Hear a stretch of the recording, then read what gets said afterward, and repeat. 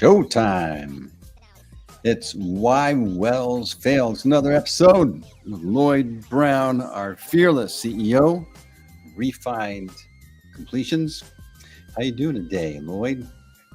Steve, it's been a really good day. It's beautiful, it's hot, summer, all those things. It is awesome. I was out there in the shade. It's gorgeous. No wind. It's like I've been trying to rain for several days, but it won't be clear and it won't be real cloudy, but it's kind of nice.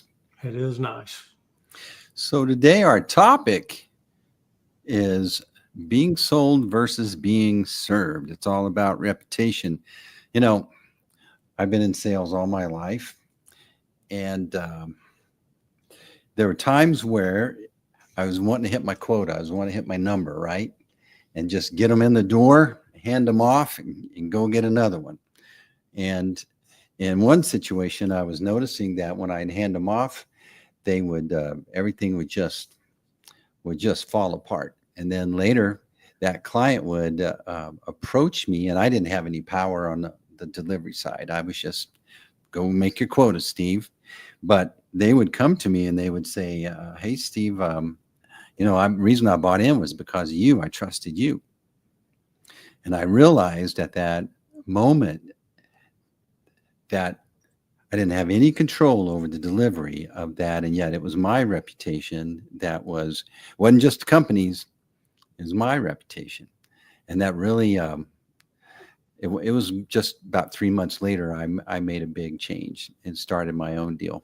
It's funny because you're talking about I like Steve, but right Mm-hmm. there has to be a qualifier around it, and the qualifier was something that you weren't under control, Mm-hmm. and that's a very key thing about how you work with people, right? Yeah. And that stems from the top. It stems from the culture, and it's oftentimes I think it's because folks that manage sales teams, they don't, they're trying to do the best job they can and make the numbers because they have to answer to someone, and so they're trying to figure out what's the incentive to get these my team to perform so we can pay the bills and whatever.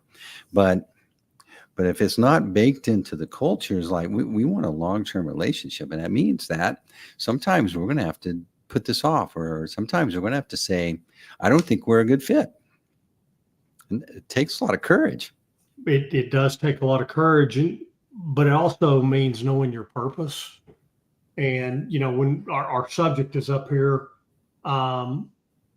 being sold versus being served, it's funny. And I've got to have a call out for Stephen M.R. Covey. He wrote the book Trust and Inspire, great book, and it really got to talking about what kind of company are you?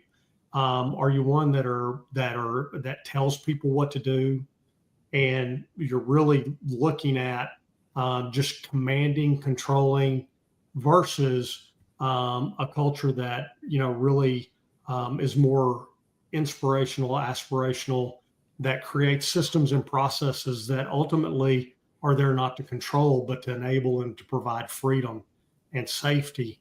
And, as going from that coaching environment that I've spent the last 5 years in, now back to owning Refined and being in really having complete control for the first time of the company, is I get to establish what our culture is going to be. And it's been really hard because I don't like to talk about necessarily that we have salespeople, because salespeople, to your point, they're out there to promote a product. And we're really focusing on our team becoming great communicators. And what's the number one thing about communication? It's listening. Yeah. Yeah. Right. It starts with that, and it goes back to Stephen's dad, Stephen R. Covey. He wrote in the book, The 7 Habits of Highly Effective People. It's seek to understand, then to be understood. And that's, the difference in being sold versus being served. Selling's telling people all about how good you have it, all the things. I've got this great widget, I've got this great product. It's, the best mouse milk you've ever used in your life. And versus, does it fit what you need? And is it really addressing issues that you have? And how do you prove that you've done what you say you're going to do? And that's really building back to that reputation. Because the greatest cost, and one thing that we work with our teams on, and one thing that is always in the front of our mind with our customers, is we don't want to damage the relationship and the reputation of the person that we're working with. Our whole process is built around protecting the reputation, because if you have a process that, number one, is prescriptive, it is in the process of really understanding what you're looking at, and it's ultimately making a promise, right?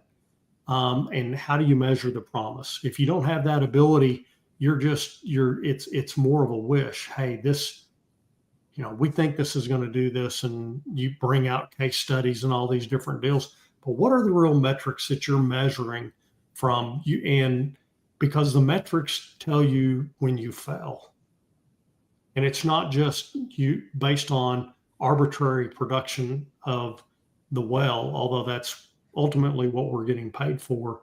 It's how do you know you're getting what you were supposed to get?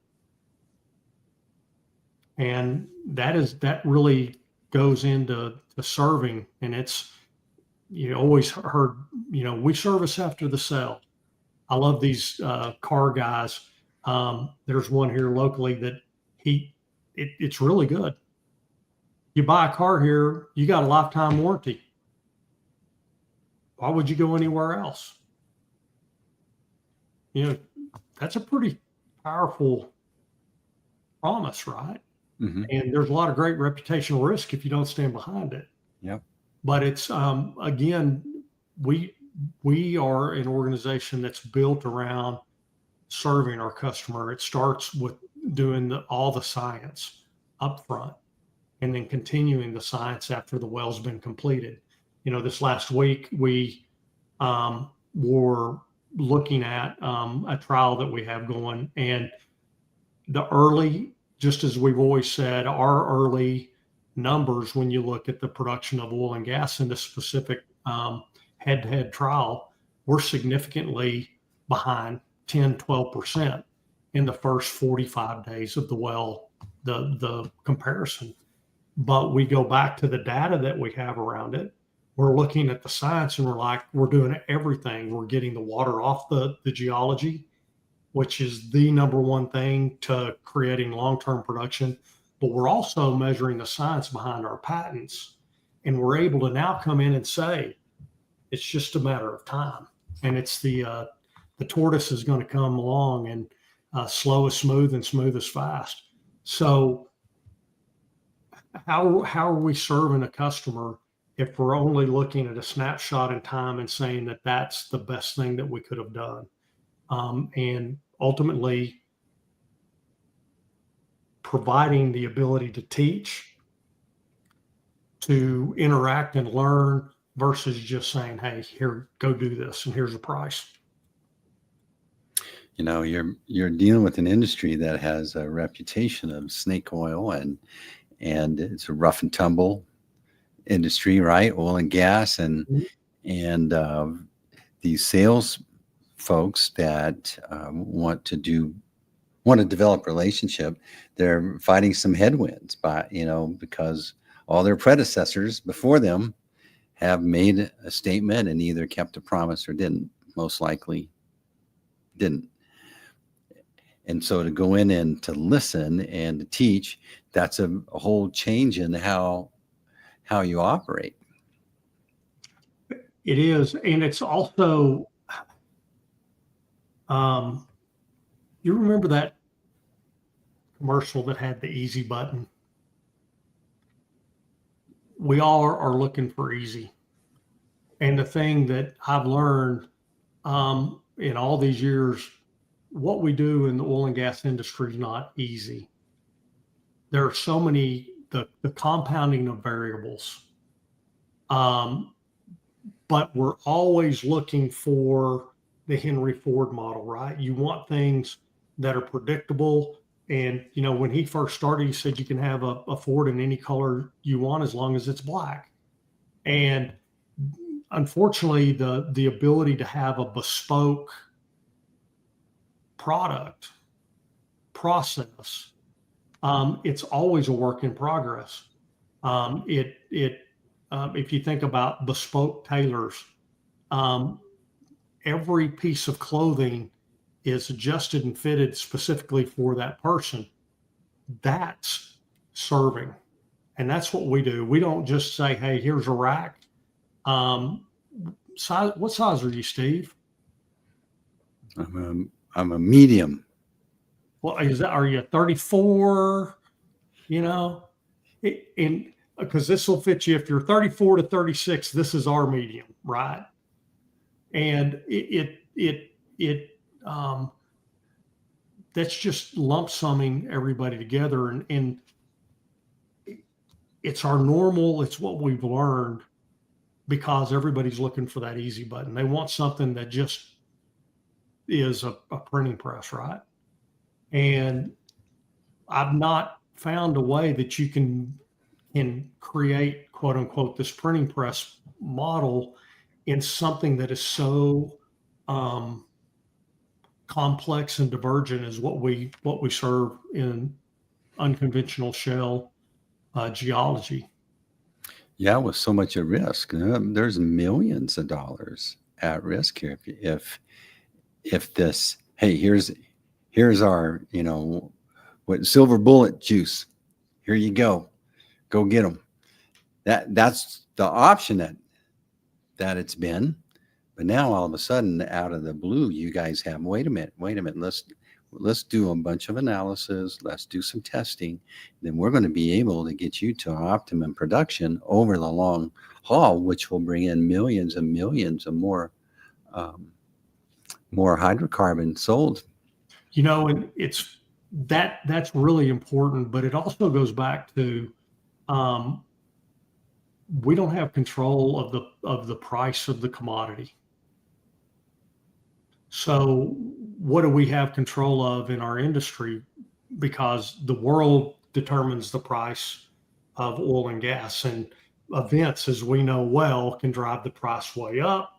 And we have learned it can make it go into a negative place, which I never in my wildest dreams thought that could have been at a moment in time.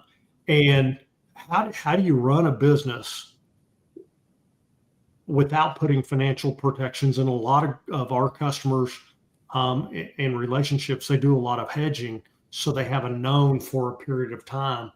But we also believe one of the things that our process is built to do is to provide a lower cost of operation for that well over the life of the well.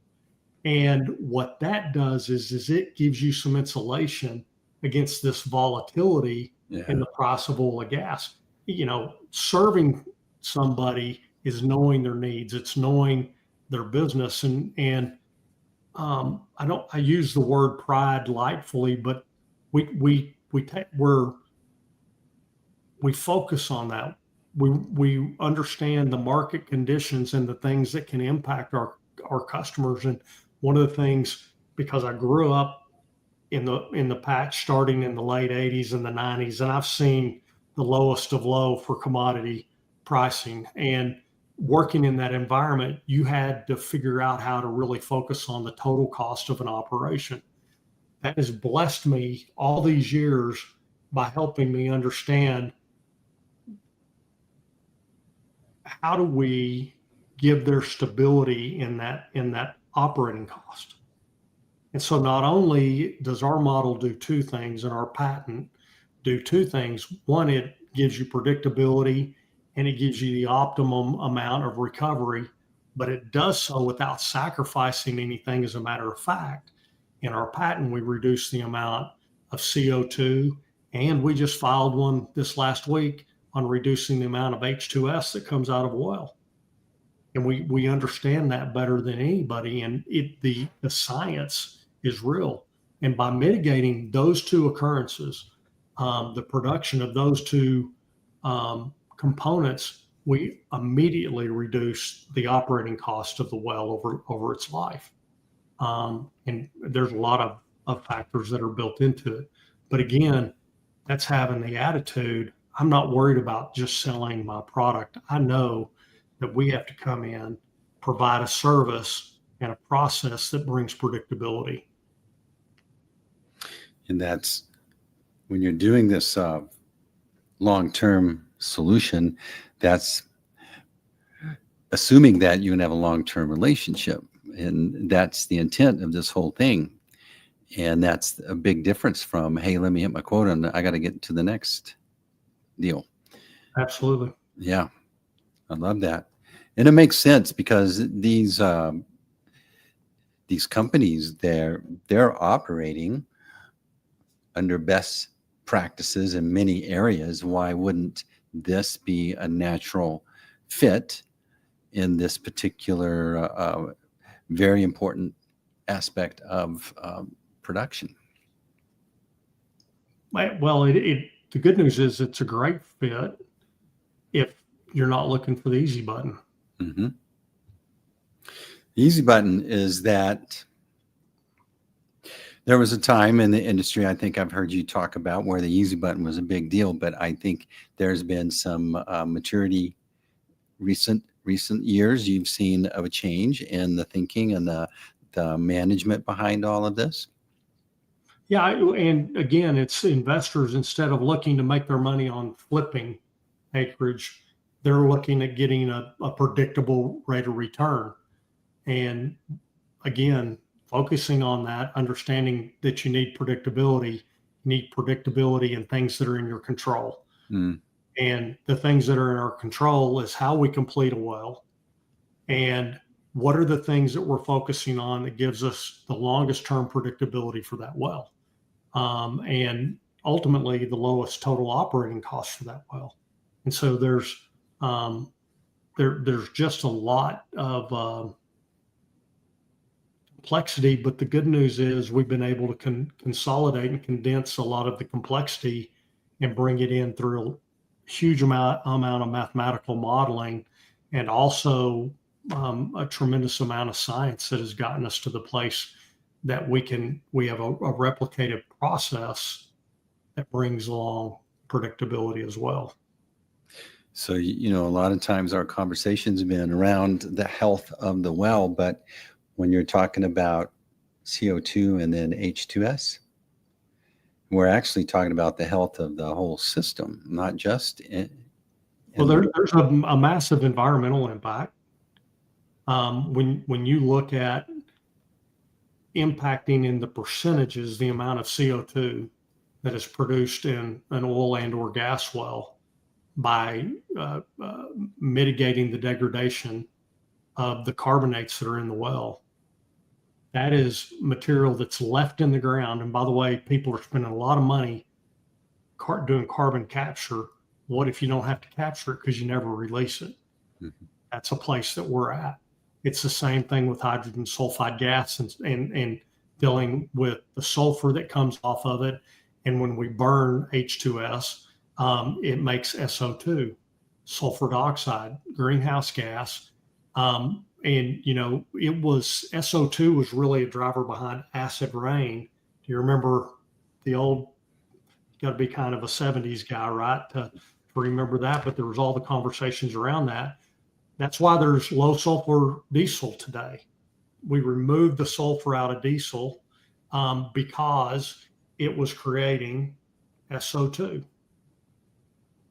and which was creating an opportunity and environment for there to be an impact on what happened in the rain. And so all those things that we're doing are having multiple impacts by leaving it preserved in the ground through our process of dynamic equilibrium. And we believe that that's also serving, not selling. Yeah, and you haven't mentioned, or maybe you did. I didn't catch it, but there's an acid effect on the pipes that can also be right. Absolutely, yeah. It's called carbonic and sulfonic acid that's Mhm. generated from that.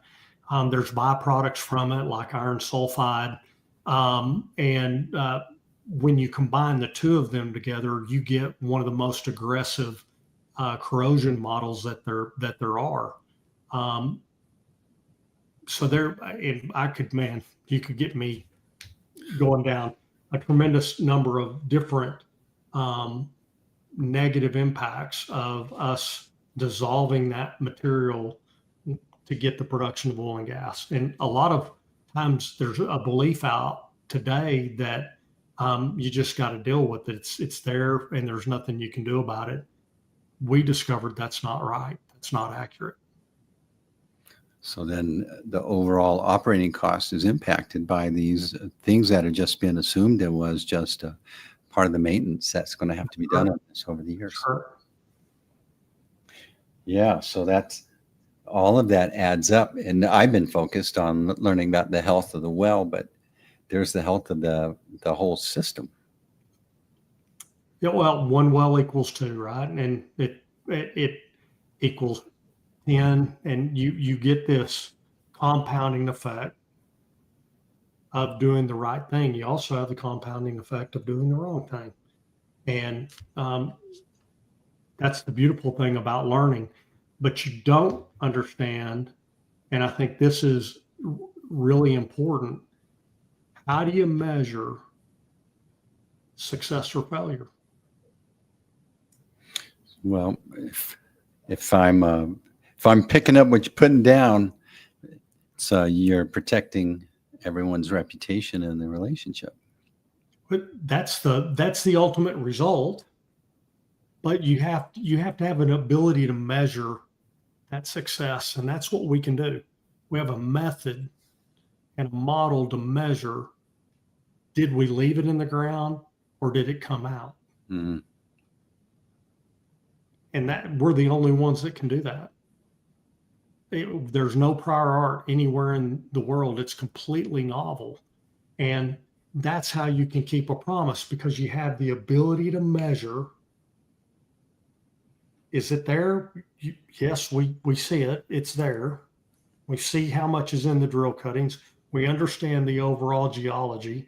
And then, is it coming out in the form? Do you see it in the water? Do you see it in the gas? Do you see it in the oil? What are the ratios to what was present versus what you're actually seeing? That's called measurement. That's called having a baseline, and then you're measuring against the baseline. Well, that's how we serve our customers.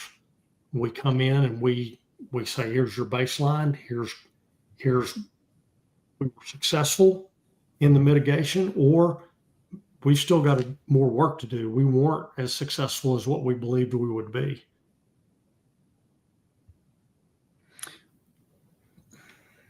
Excellent. Is it still in the ground, or do we have more work to do? Is it still, right? That's a great way to put it. Yeah. Yeah. I'm still in that, by the way. Do it. That's more. So these, then it makes it easy for there's an education component that you got to get these folks up to speed to trust your process. And that to me makes a lot of sense. We're going to measure these items, and if it stays in the ground, awesome. But if not, we got a little more work to do. But overall, we're going to lower your operating cost, the thing that you can control. These are things that maybe you didn't expect that you could control. Well, and the other side is we've also learned that you can do too good of job of leaving the ground, and you impact the mobility of the hydrocarbon, which that's a lose, lose, lose, right? Mm-hmm.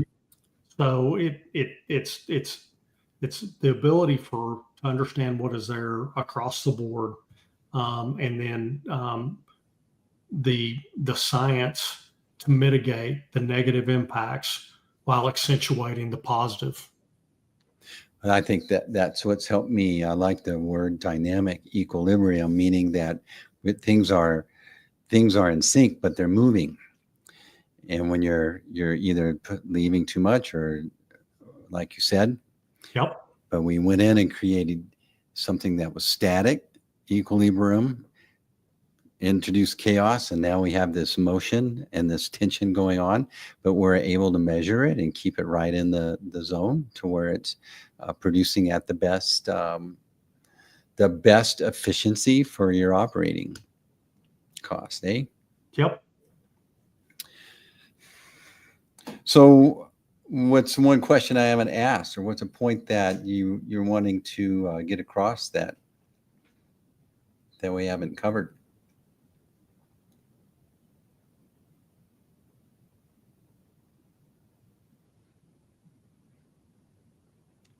Probably the big one.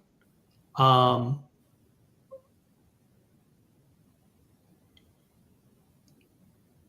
you working with somebody that's truly interested in protecting your reputation? How do you know that? What are the questions you ask? And to me, it's how well you understand their business.